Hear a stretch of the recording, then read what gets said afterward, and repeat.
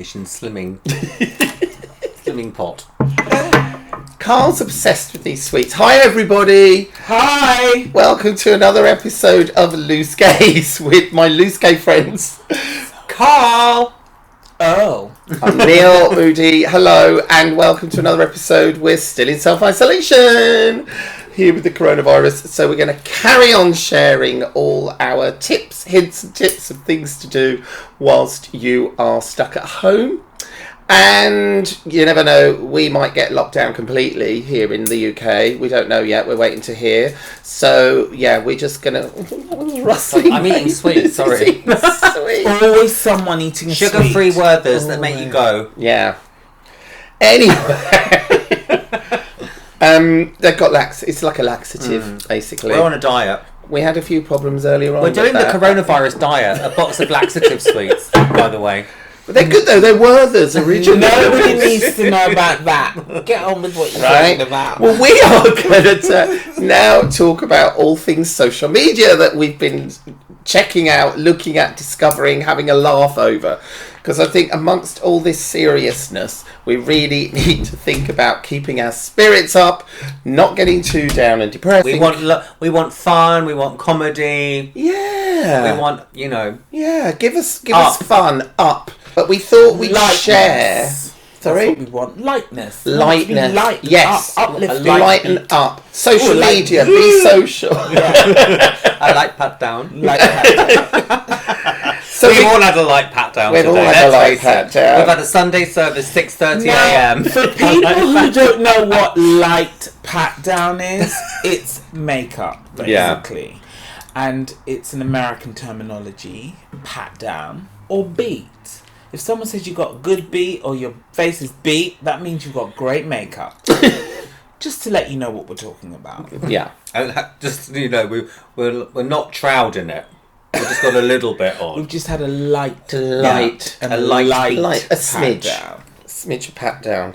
So, we're going to look at all things YouTube, Instagram, what else? All things social media. Social media, basically, which encompasses a lot of things. Although, I don't know about you, but I don't really do Twitter. I don't do Twitter. Twitter's nasty. No. But the Twitter went out when my BlackBerry died. Apparently it's all people just slagging each other off. I'm not interested. There's a lot of that going on. Piers Morgan loves a bit of Twitter, doesn't he? Get enough of that in my daily life. For the first time ever, I sent him a little message to tell him that I thought he was mean to his co-presenter. He must have been really surprised to be called mean. Listen, I had to get it off my chest. Anyway, don't think he read it and I don't really care as long as I got it off my chest.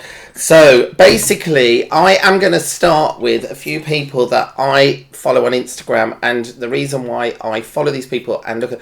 I'm actually not very massive on keep scrolling through Instagram, I'll be honest with you, because I found it was taking up too much of my time. It's a full-time job. Sends me into a weird place. Yeah, it does. It sends you into a very weird, it's quiet, like a 9 to 5 job. Yeah, and I also didn't want to be on my phone too much. So what I now do is I post my things that I post, and then I just look at the people that actually I like looking at and I find entertaining. Like Fat Tony.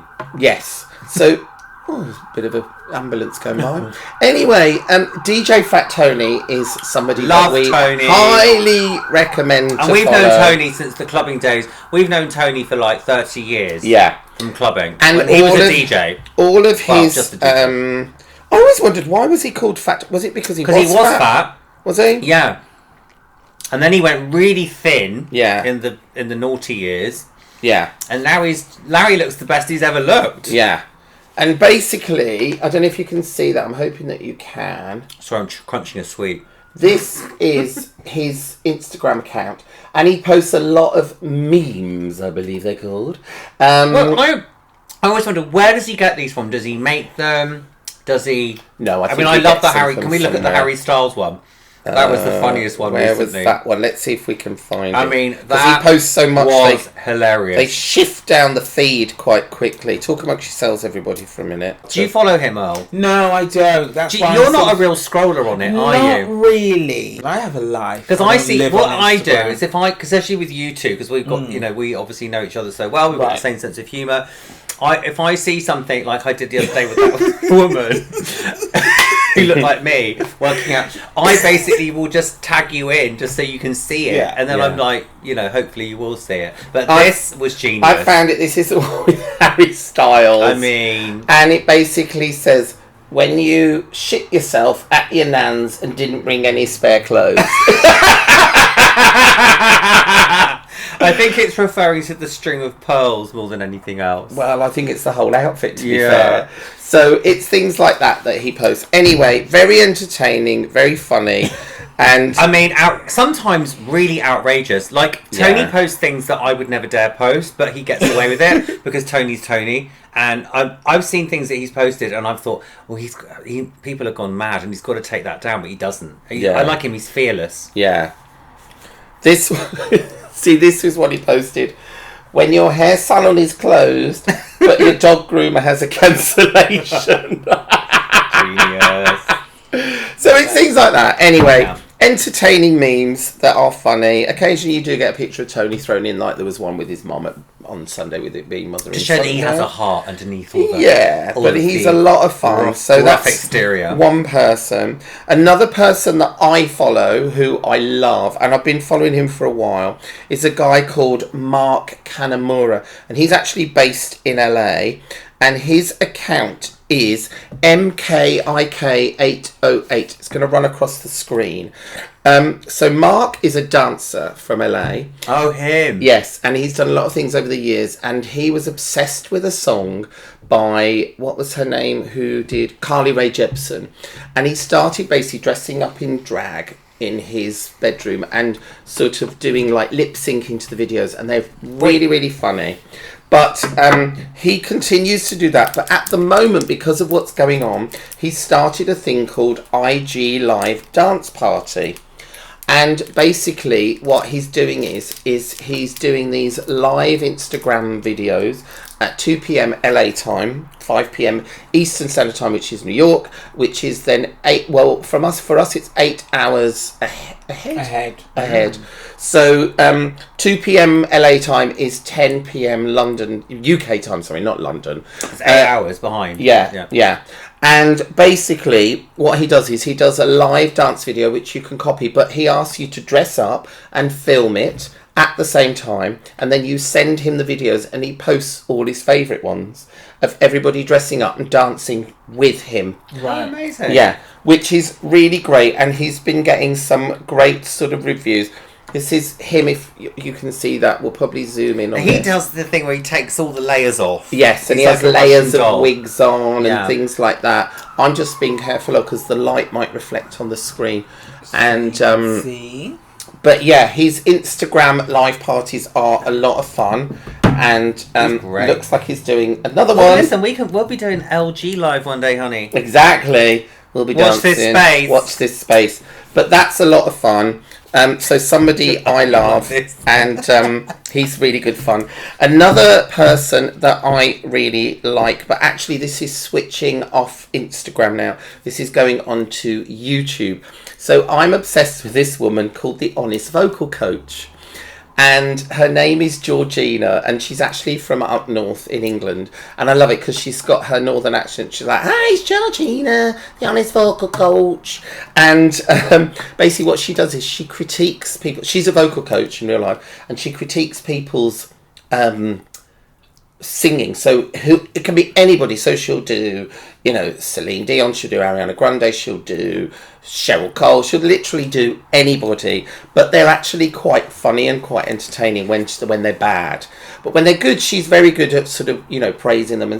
But also you can have vocal coaching with her. She'll do it virtually over the internet. Does she actually think that Cheryl Cole's a good singer? I would say probably not. Because I think Celine Dion's a good singer. Yeah. Well, the thing is, that's why she's called the Honest Vocal Coach, because she gives her honest opinion about their performances. So she'll listen. So say, for example, when someone does a live performance. She do like Sia and people like that. Oh, she does everybody. Yeah. She does Madonna. Oh, yeah. And basically, like when Madonna performed, was it last year at the Music Awards? What about the Eurovision? Yes, she's done that one as well. Terrible. And she's just basically really honest about, as a vocal coach, what she thinks about this thing. But I love it because I just find it quite funny, especially What's brilliant is she doesn't slag people off. She just goes, "Oh, they were a bit pitchy there," or like, "Maybe they shouldn't be dancing at the same time." Like, it's really, do you know what I mean? But it's very good. So she's somebody that I follow. If you want to follow her, definitely on YouTube. What's her name?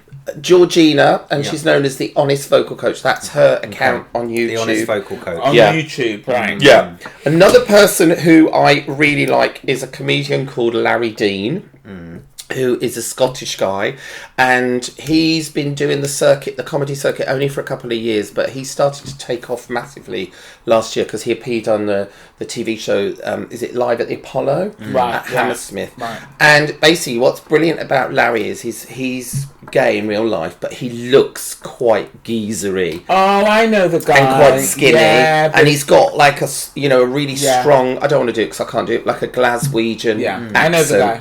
And his whole routine, obviously, it's probably going to change over the years, but his whole routine has been that when he comes on stage, you just think he's some normal straight guy, and he's having a bit of a chat, and then he suddenly says, but then I've had to move back into my parents because I broke up with my boyfriend, and then he'll suddenly look at the audience and go, "That's right, I'm gay," and then he goes, "Key change," and he's suddenly like, right. But it's kind of his humour is brilliant. I find him really funny, and he's somebody that I've been following because he's been doing these live shows, and I was annoyingly meant to go to one of his live shows at the end of last year, and then I couldn't go because I was working. So, but I would highly recommend him for a laugh and a lot of fun. So anyway, that's my things for But social what media. about the one that's been making us laugh the last 2 days? Which one? With the beatdown. The Yeah. Packdown. The Packdown. I mean, she's hilarious. Yeah. What is her name? So she's a comedian. I mean, we don't like that she uses the N-word. No, we don't don't but use that. the she N-word. is a very brilliant observational Yeah. comedian. She's a comedian. Very She's American. Yeah. Her name is Yamaneika. It's Yamaneika. Hilarious. And she did a thing on that my friend Smoking Joe sent to me where she was observing the the local, I think, TV station news crew and how they haven't got a professional makeup artists and hairdressers and stylists Because of the coronavirus, which is this one here. was genius. Sounds down. But Well, maybe we don't need to play we don't it in need to case, play it now. but it is really funny. But basically, she's watching the news show and she's talking about the fact that they don't look like they normally and look. she does this quite a lot. She watches her TV and films it and gives a commentary of her own. She did another one. She's genius. That's her.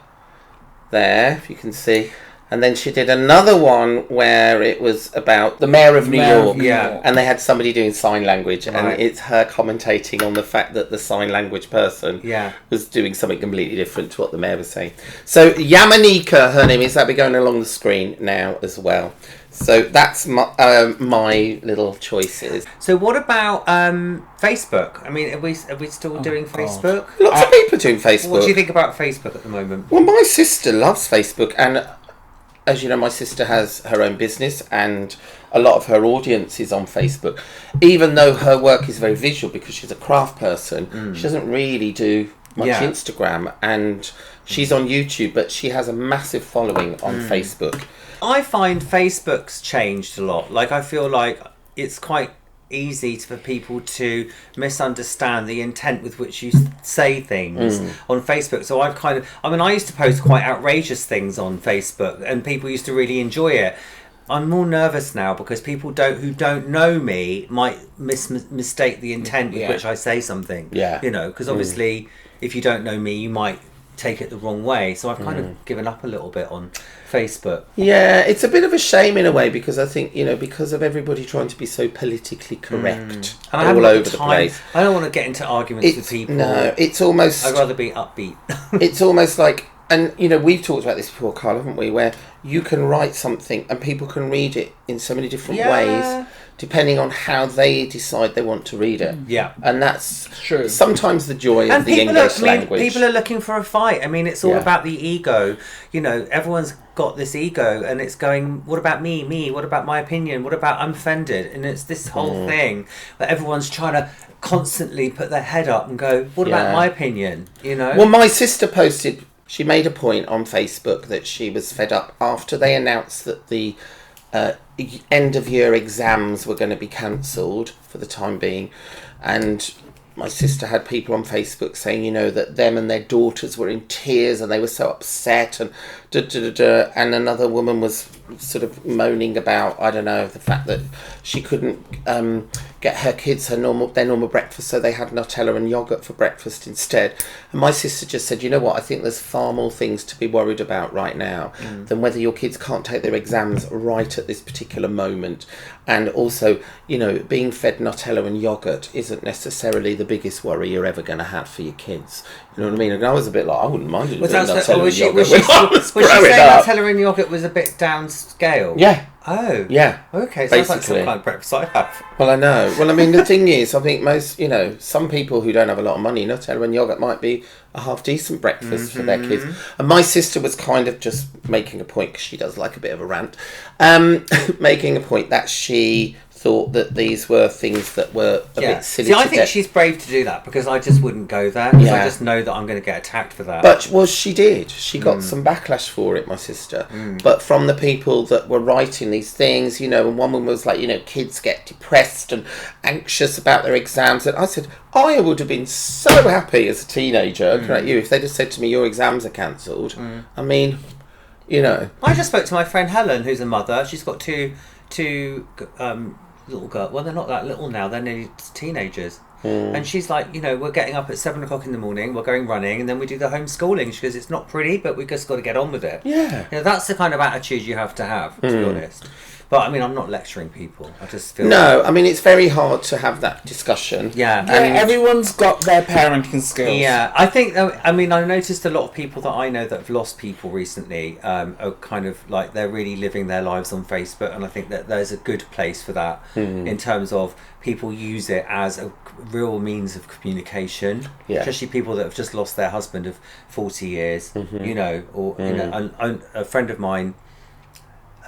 Who's an actress who has basically just lost her father to coronavirus, who was an elderly man.